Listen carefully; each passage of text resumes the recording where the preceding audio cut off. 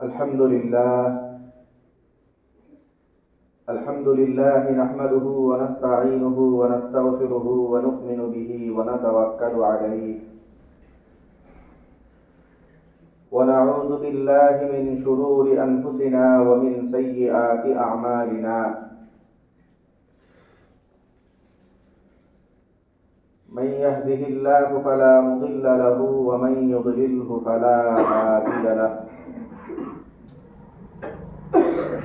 ونشهد أن لا إله إلا الله وحده لا شريك له ونشهد أن سيدنا ومولانا محمدا عبده ورسوله صلى الله عليه وعلى آله وأصحابه وبارك وسلم.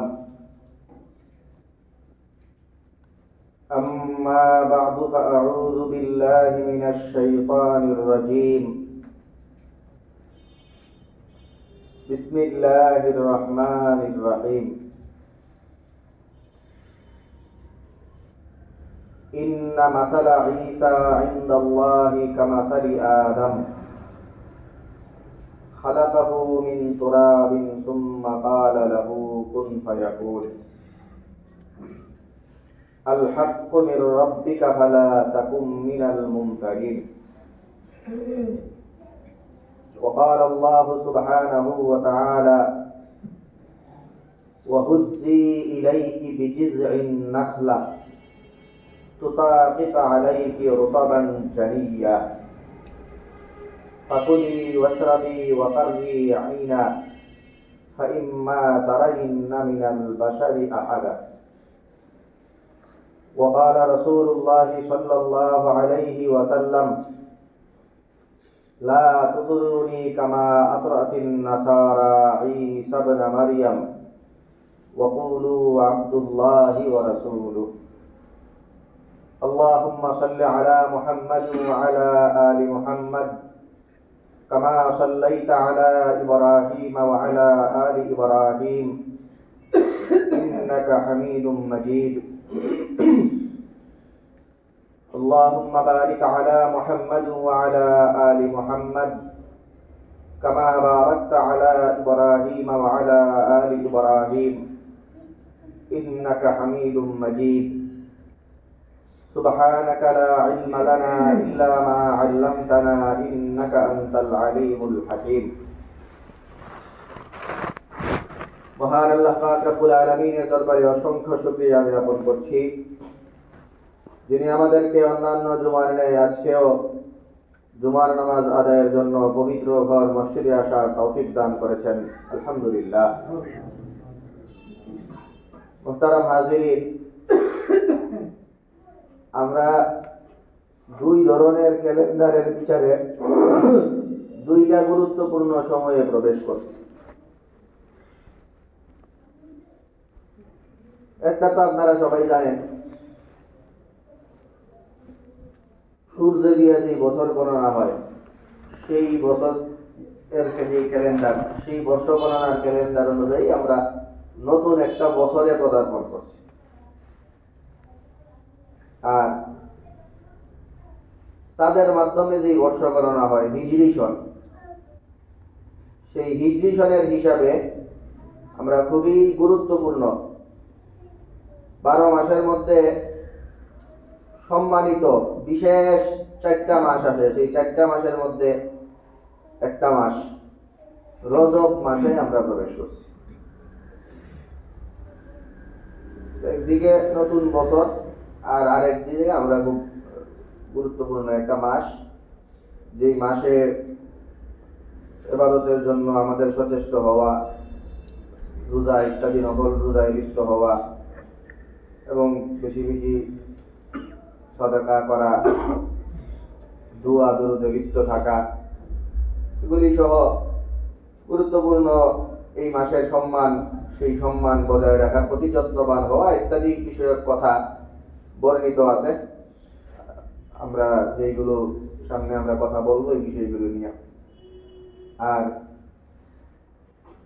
যেহেতু আমরা গত জুমাতেও যেই ধারাবাহিকতায় কথা বলছিলাম খ্রিস্টবাদ ইত্যাদি নিয়ে, এই কারণে আমরা আজকে নতুন বছর যেই শুরু হয়েছে সেই দিকটা বিবেচনা করে কয়েকটা কথা আপনাদের সামনে তুলে ধরি। যেই বছরটা গণনা হইতেছে আজকে এই 2025, সেই 2025 আজকে জানুয়ারির 3 তারিখ। তো 2025 জিনিসটা আমাদের কাছে যেইভাবে বেশ করা হয় সেই জিনিসটা হইল যে আজকে থেকে হিজরি সন তো আপনারা বুঝেন, এখন হিজরি সনে 1446 এর রজব মাস 1446 এর অর্থ হইল চাঁদের মাসের হিসাব করলে এখন থেকে 1446 বছর আগে নবী সাল্লাল্লাহু আলাইহি ওয়াসাল্লাম মক্কা থেকে হিজরত করে মদিনায় গিয়েছিলেন।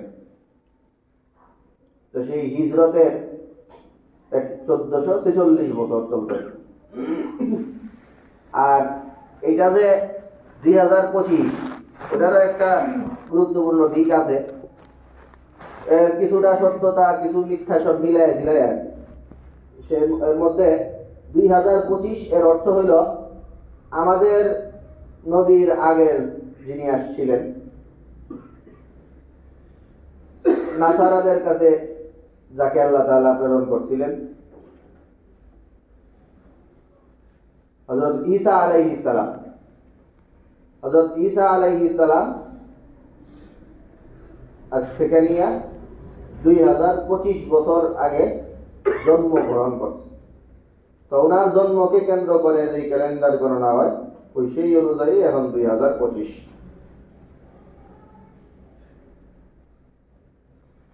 তো এই বিষয়ে কয়েকটা কথা,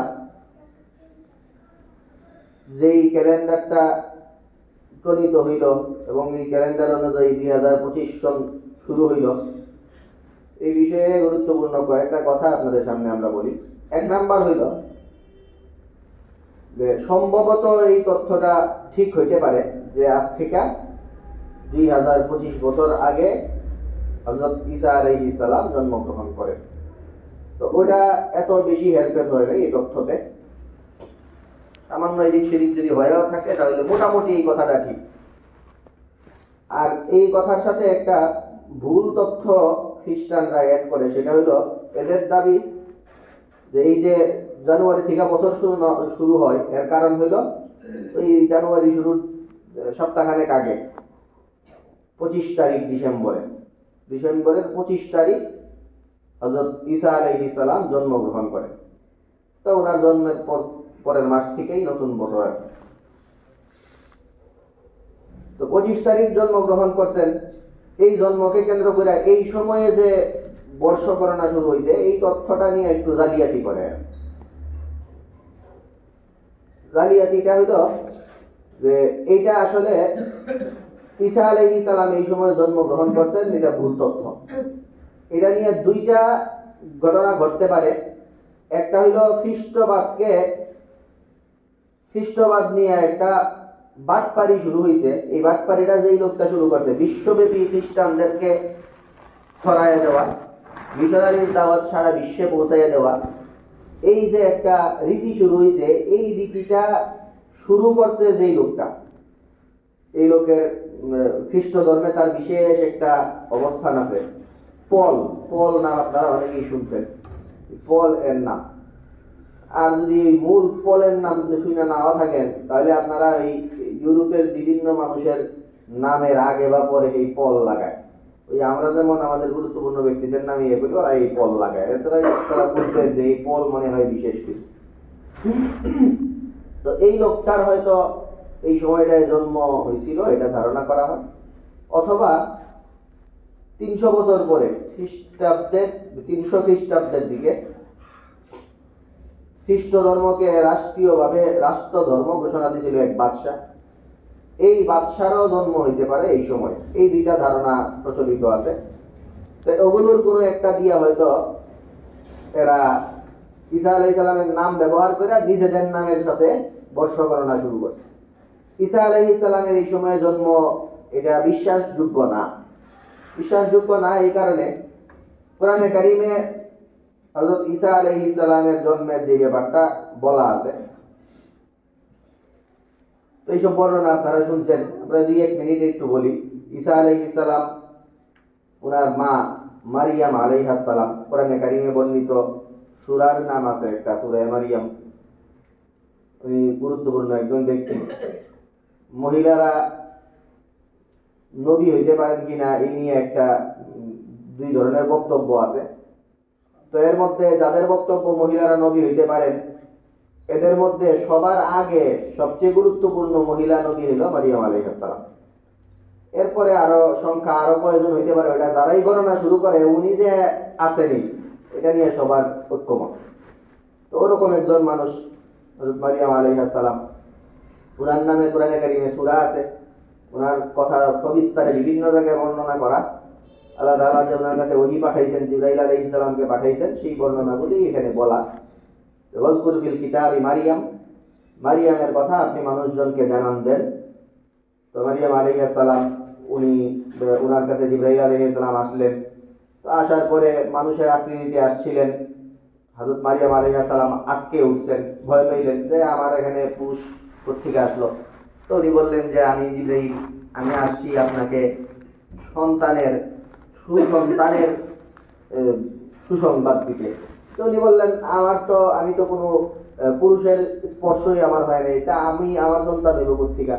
তো উনি বললেন যে আল্লাহ তাআলা যে এই পুরুষের সংস্পর্শ ছাড়াও মানুষ জন্ম দিতে পারেন, এই কুদরতের বহিঃপ্রকাশের জন্য আল্লাহ তাআলা আপনাকে সিলেক্ট করছেন। তো এইভাবে ওনার সন্তান জন্ম হইল। সন্তান জন্ম হওয়ার পরে উনি এলাকা ছেড়ে চলে গেছিলেন। এলাকা ছেড়ে বাইতুল লাহাম, ফিলিস্তিনে, বেথেলহেম মনে হয় এখনকার জায়গাগুলো ভৌগোলিক নাম। তো সেই বাইতুল লাহাম ওখানে চলে গেছিলেন। তো ওখানে চলে যায় খাবেন কি, তো খাবেন কি এই জন্য এর মধ্যে আল্লাহ তাআলার কাছে বলার পরে আল্লাহ তাআলা খেজুর গাছের কাছে যেতে বললেন। খেজুর গাছের মধ্যে পরিপক্ক খেজুর, সেই খেজুর গাছে নাড়া দিলে ওনার কাছে খেজুর পড়ছিল, উনি খাইছিল। এই কথাগুলি কোরআনে কারিমে আছে। তো খেজুরের যে মৌসুমটা আর কি, এটা আসলে গরমকালে এই ধরনের খেজুর পাওয়া যায়, এই কারণে এই ডিসেম্বরের শীতকালে হয়তো ওনার জন্মটা এটা ঠিক না। এছাড়া উনি মা হিসাবে যখন সন্তান জন্ম হয়েছে, বেশ এমনিই তো একটু আতঙ্কে ছিলেন যে মানুষজন কি বলবে আমারে, মনে করবো যে আমি কোনো বেবিচারে লিপ্ত হয়েছি, এই ধরনের অপবাদ মানুষজন দিয়ে বসবে, সন্তান পাইলো কই। আগে থেকে একটু একটু ভয়। আবার যখন সন্তান হইল, সন্তান হওয়ার পরে তো চূড়ান্ত ভয়। এই ভয়ে সন্তানকে উনি গোপন করে ফেলছিলেন, একদম নিয়া ওই গামলার মধ্যে রেখে দিয়েছিলেন। তো গামলার মধ্যে যে রাখছিলেন, তো একটু যারা সচেতন লোকজন তাদের বিচার হইল যে শীতকালীন সময়ে একদম নবজাতক রে এই শীতের সময় এইভাবে গামলায় রাখলে ঠান্ডায় মারা যাবে, বেঁচে থাকার কথা না। সেইভাবে গামলায় যদি উনি গোপন রাখতে চান, ওনাকে হাইড করে রাখেন কিছু সময় বা নির্ধারিত একটা সময় পর্যন্ত, তাহলে গরমকালেই এটা মাথায় ঢুকে যে এটা আসলে গরমের সময়টাই ছিল। তো এই ধরনের কিছু তথ্য মত নিয়ে মুহাক্কিক যারা বিশ্লেষক যাদের কথা হইল যে আসলে ঈসা আলাইহিস সালামের জন্ম না, খ্রিস্টানরা অন্য কারো জন্মকে এই সময় ঈসা আলাইহিস সালামের জন্ম বলে চালায় গেছে। তো এর মধ্যে এই ফলের দিকে সবচেয়ে বেশি আঙ্গুল উঠে এই লোকটা খ্রিস্টবাদকে বিশ্বব্যাপী ছড়াইয়া দিছে, যেটা হযরত ঈসা আলাইহিস সালামের নীতি বিরুদ্ধ। আমরা আগেও বলছি যে বিশ্বনবী মুহাম্মদ মুস্তাফা সাল্লাল্লাহু আলাইহি ওয়াসাল্লাম উনি বলেন যে আমাকে একটা বিশেষত্ব দান করা হয়েছে। আমাদের শেষ নবী মুহাম্মদ সাল্লাল্লাহু আলাইহি ওয়াসাল্লামের একটা বিশেষত্ব আছে, একটু খেয়াল করবেন যে এই বিশেষত্বটা আর কারো নাই। সেটা হলো উনি, আমরা বলি শব্দই বলি আমরা ওনার নাম নেওয়ার সময় বিশ্বনবী, এটা খুবই যৌক্তিক একটা শব্দ। বিশ্বনবী এর মানে হলো ওনাকে সারা বিশ্বের জন্য নবী হিসেবে পাঠানো হয়েছে। এর আগে যেই নবীরা ছিলেন, এর আগের নবীদের বিভিন্ন এলাকায় পাঠানো হইতো, বিভিন্ন অঞ্চলে পাঠানো হইতো, বিভিন্ন দেশে পাঠানো হইতো। তো ওই এলাকা বা ওই অঞ্চলেই উনি নবী, এর বাহিরের অঞ্চলে উনি নবী না। ঈসা আলাইহিস সালামের ব্যাপারটা তো স্পষ্ট কোরআনেই বলা আছে। ঈসা আলাইহিস সালাম নিজেই বক্তব্য দিতেছেন যে আমি কেন আসছি, আমি মানুষের কাছে এই কারণে আসছি। এগুলির মধ্যে এক পর্যায়ে উনি বলেন ওয়া রাসূলান ইলা বানি ইসরাঈল, বনি ইসরাঈলের কাছে আমি প্রেরিত হয়েছি নবী হিসাবে। তো এই কারণে যাদের কাছে প্রেরিত হয়েছেন এদের বাহিরে দাওয়াতি কার্যক্রম প্রচার করা, ওই বাহিরের লোকরারে খ্রিস্টান বানানো, বাহিরের লোকরারে এই ধর্মের দিকে আহ্বান করা, এটা এই ধর্ম যেই নবী নিয়ে আসছিলেন সেই নবীর সাথে গাদ্দারি করা। তো এই কারণে যারা খ্রিস্টবাদকে বিশ্বব্যাপী ছড়ায়, সারা বিশ্বেই যারা খ্রিস্টানদের এই কার্যক্রম, মিশনারি কার্যক্রম পরিচালনা করে, এরা আসলে একদম স্পষ্ট বিকৃতি সাধন করছে এই খ্রিস্ট ধর্মের মধ্যে। একে তো নবী সাল্লাল্লাহু আলাইহি ওয়াসাল্লাম আসার পরে এটা রহিতই, নবী সাল্লাল্লাহু আলাইহি ওয়াসাল্লাম আসার পরে এই ধর্ম বা নবী সাল্লাল্লাহু আলাইহি ওয়াসাল্লামকে আল্লাহ তাআলা যে আদর্শ দিয়ে পাঠাইছেন এটাই মানতে হবে। আর অন্য আরেকটা বিচার যদি আমরা করিও যে আচ্ছা এরা ধর্ম নিয়ে পয়রা রইল, ওরকম যদি হইতো তাহলে সেই অঞ্চলের বাহিরে অন্য জায়গায় তাদের দাওয়াত দেওয়া, অন্য জায়গায় মিশনারি কার্যক্রম প্রচার করা, এটা এদের ধর্ম মতেই নিষিদ্ধ। কারণ ঈসা আলাইহিস সালাম এই বলে গেছেন যে আমি এই অঞ্চলের মানুষদের জন্য নবী। আর সব নবীদের অবস্থা, আমাদের নবীর আগে অন্য সব নবীদের অবস্থা এমনই ছিল, সবাই নির্দিষ্ট একটা অঞ্চলে থাকতেন এবং এই অঞ্চলেই, এর বাহিরে গিয়ে উনি নবুয়তের দাওয়াত দিবেন না এবং এর বাহিরের লোকজনের জন্য ওনার শরীয়ত বাহিরের লোকজন মানবে না। এই ছিল অন্য আগের নবীদের অবস্থা। তো খ্রিস্টবাদে ছড়াইয়া দিছে এরা, ছড়াইয়া দিয়ে বিশ্বব্যাপী ছড়াইয়া দিয়া নিজেদের ধর্মের সাথেও গাদ্দারি, অন্য ধর্মের মানুষদেরকেও ধর্মান্তরিত করার জন্য এরা এই পায় দাঁড়ায়। তো ঈসা আলাইহিস সালাম বিষয়ে এই একটা কথা। ঈসা আলাইহিস সালামের জন্ম বিষয়ে আমরা বললাম কিভাবে জন্ম হইল। তো ঈসা আলাইহিস সালামের এই জন্মের এই যে ব্যাপারটা, এটার বাহিরে দুইটা চিন্তা আছে। একটা চিন্তা তো খুবই বাজে, এরা মরিয়ম আলাইহিস সালাম যে আশঙ্কা করছিলেন যে আমাদের মানুষজন অপবাদ দিবে, সেই অপবাদেই দিয়ে বসে। আর আরেকটা দল বাড়াবাড়ি করতে গিয়ে ঈসা আলাইহিস সালামকে আল্লাহর পুত্র বলে বসে। এই হলো এই বাড়াবাড়ির দিকটা, ওনার জন্ম কেন্দ্রিক। আর ওনার মৃত্যু বিষয়ক কিছু কথা এখানেও একটু গুরুত্বপূর্ণ। আমাদের এই সমাজে, সারা পৃথিবীতে তো খ্রিস্টানদের প্রচারণা বেশি, এদের প্রচারণার কারণে মুসলমানরা বিভ্রান্ত হন অনেক সময়। তো ঈসা আলাইহিস সালামের মৃত্যু বিষয়ক একটু গুরুত্বপূর্ণ তথ্য, যেটা আমাদের মুসলমানদের আকীদাটা স্পষ্ট থাকা দরকার সকলের। সেটা হলো ঈসা আলাইহিস সালামকে আল্লাহ তাআলা এখন পর্যন্ত আনুষ্ঠানিক মৃত্যু দান করেন নাই। ঈসা আলাইহিস সালামকে আল্লাহ তাআলা, ষড়যন্ত্রকারীরা যখন ওনার পিছনে লাগলো, ষড়যন্ত্রকারীরা ওনাকে মেরে ফেলতে চাইলো, যারা ওনার জন্মের সময় ওনার মাকে অবাদ দিল, এই পার্টিটা, এটার নাম আছে, আপনারা এমনি বাঁকা চোখে দেখেন, এটা সবার কাছে এমনি কালার, ইহুদিরা। তো এই ইহুদিরা ঈসা আলাইহিস সালামকে অপবাদ দিত, জন্মের সময় অপবাদ দিল। আর একটা নির্ধারিত বয়সের পরে উনি যখন দাওয়াতি কার্যক্রম প্রচার শুরু করছেন, তখন এদের বিরুদ্ধে, ওনার বিরুদ্ধে এরা উঠে পড়ে লাগলো। তো এদের এই ধাওয়ায় এরা একটা পর্যায়ে, চূড়ান্ত পর্যায়ে উপনীত হইল, ঈসা আলাইহিস সালামকে হত্যাই করবে এই সিদ্ধান্ত নিয়ে নিল। তো এই সিদ্ধান্ত নেওয়ার পরে ঈসা আলাইহিস সালামকে যখন এরা ধাওয়া করলো, ঈসা আলাইহিস সালাম এক জায়গায় আত্মগোপন করলেন। সেই আত্মগোপনের সময় ঈসা আলাইহিস সালাম ওনার যেই সাহাবীরা, ঈসা আলাইহিস সালামের সাথীরা, এদের ভালো মানুষ যারা, এদের কাউকে বললেন যে তোমরা কেউ মৃত্যুর জন্য, আমার জায়গায় মৃত্যুর জন্য তোমরা রেডি হয়ে যাও। তো একজন ঈসা আলাইহিস সালামের সাথী সাহাবী সবাই তো এটার জন্য প্রস্তুত। কোরআনে কারিমে বলাই আছে, ঈসা আলাইহিস সালাম বলেন যে মান আনসারি ইলাল্লাহ, কে সাহায্য করবা আল্লাহর রাস্তায় আমার জন্য? তো সবাই বলল নাহনু আনসারুল্লাহ, আমরা সবাই আনসারুল্লাহ, আমরা সবাই সাহায্যকারী আল্লাহর রাস্তায় আপনার জন্য। তো ঈসা আলাইহিস সালাম একজনকে বললেন, সিলেক্ট করলেন যে ঠিক আছে তাইলে তোমাকে মরতে হবে। লোকজন যে দাওয়া করছে আইসা আমারে না পায়া তোমারে মারবে। তো ঈসা আলাইহিস সালামকে মারবে, ঈসা আলাইহিস সালাম মনে কইরা এরা মারছে। তো মনে কইরা মারার দুইটা ব্যাখ্যা হইতে পারে।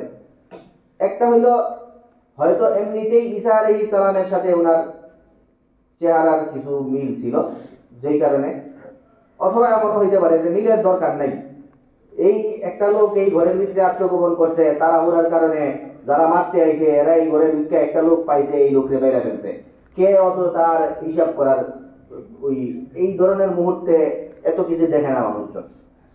একজন লোক এই দিক দিয়ে দৌড়ে আইসা একটা জায়গায় প্রবেশ করলো, আর এই জায়গায় ভিক্ষা এরা একজন লোকেই পাইলো, এই লোককেই মারলো, তাইলে এরা ভাইবা নিচে যে ঈসা আলাইহিস সালামকে মারছে। কিন্তু মাঝখানে যে আল্লাহ তাআলা এখানে আরেকজনকে নিয়ে আসছেন, ঈসা আলাইহিস সালামকে আল্লাহ তাআলা উপরে উঠায় নিয়েছেন। তো এই মারপেচের কারণে এরা মনে করছে ঈসা আলাইহিস সালামকে মারছে। আর অথবা ইতিহাসে আরেকটা ব্যাপার উল্লেখ করা হয়, সেটা হলো ইহুদিরা যে বাটপার জাতি, এরা নিজেদের ইমেজ রক্ষার্থে যারা ইচ্ছা তারে মারছে। এরা আইসা বলছে যে যেই মিশনে গেছিলাম সেই মিশন সাকসেসফুল। তো এই কারণে হইতে পারে, যে কোনো কারণেই হোক, শেষ পর্যন্ত এরা এটাই প্রচার করলো যে ঈসা আলাইহিস সালামকে আমরা মারছি। নবী সাল্লাল্লাহু আলাইহি ওয়াসাল্লামকে যেই কারণে কাফেররা মারতো, দাওয়াত পছন্দ না, উনি অন্যদেরকে ওনার আল্লাহর দিকে দাওয়াত দিত, এরা এই আদর্শের ছিল না। এই কারণে কি আদর্শিক দ্বন্দ্বের কারণে অন্য নবীদের বিরুদ্ধে মানুষ এই কারণে লাগে। তো এই কারণে ঈসা আলাইহিস সালামকে যখন মারলো, এরা মারার দাবি করলো, ওই দিকে যে ঈসা আলাইহিস সালামের সাথীরা খ্রিস্টান যারা, এরা এখানেও আরেকটু রস মারলো। এই ইহুদিরা জন্মের সময় অপবাদ দিত, আর এরা বাড়াবাড়ি করে আল্লাহর সন্তান বানিয়ে ফেলছিল। আর মৃত্যুর সময় এরা আরেকটা দাবি তুললো যে ঈসা আলাইহিস সালাম, উনি আমাদের এই ঈসা আলাইহিস সালামকে যারা যারা আদর্শ হিসেবে গ্রহণ করবে, এদের সকলের পাপের দায়িত্ব নিয়ে উনি নিজেকে বলি দিয়া গেছেন। যে ঈসা আলাইহিস সালাম নিজের জান কুরবান দিয়ে দিয়েছেন, এই কথা। এরপরে এই শর্তে যে আমারে যারা মানবে, এদের যা ইচ্ছা করুক সমস্যা নাই, এদের সবার দায়িত্ব আমি নিয়ে আমি জান কুরবান দিয়ে গেলাম। তো এই কারণে খ্রিস্ট ধর্মে যে কোনো পাপ করলেই শেষ পর্যন্ত আবার এই পাদ্রীদের কাছে গিয়ে স্বীকারোক্তি করলে সব মোচন হয়ে যায়, কনফিউজ করলে। তখন ঈসা আলাইহিস সালামকে এইভাবে মারার দাবি করলো এরা। আর খ্রিস্টানরাও এই দাবিতেই রইল, মারা গেছে। তো এরা মারাটারে আর একটু রস দিল আর। কিন্তু মোট কথা যেটা ইসলামী আকীদা হইল, ঈসা আলাইহিস সালামকে আল্লাহ তাআলা উঠায় নিয়ে গেছেন, এবং ঈসা আলাইহিস সালাম আবারও কিয়ামতের আগ মুহূর্তে আসবেন। আসার পরে ঈসা আলাইহিস সালাম কিয়ামতের আগ মুহূর্তে আইসা, আমরা অনেকেরই ভাল লাগবে না একটা শব্দ বলি, খুব জুৎসই একটা শব্দ এখানে। ঈসা আলাইহিস সালাম কঠোরপন্থী হয়ে উঠবেন।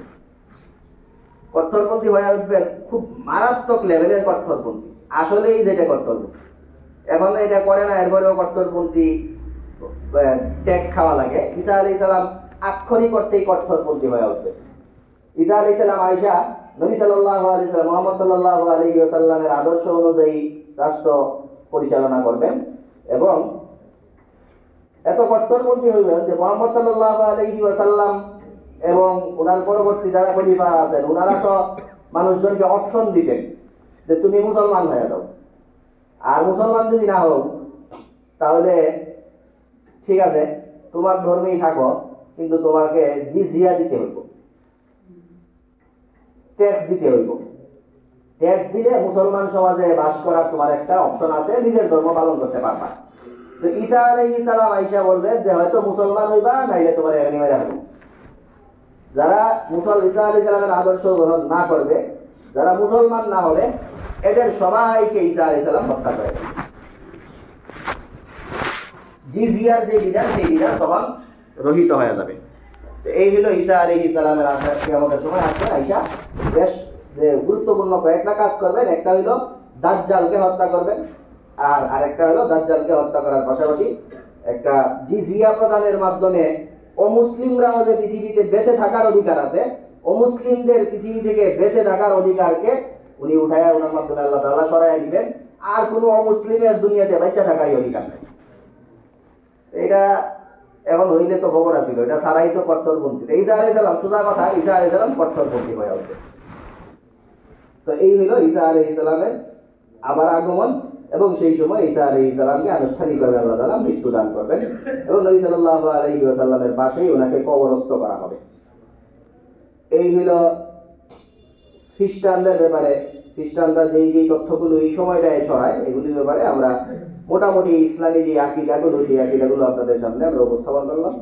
আল্লাহ পাক রব্বুল আলামিন আমাদেরকে এই খ্রিস্টান মিশনারিদের এই যে বিভিন্ন অপতৎপরতা, তাদের অপপ্রচার এবং বিভিন্ন তথ্য দিয়ে মুসলমানদেরকে বিভ্রান্ত করার যেই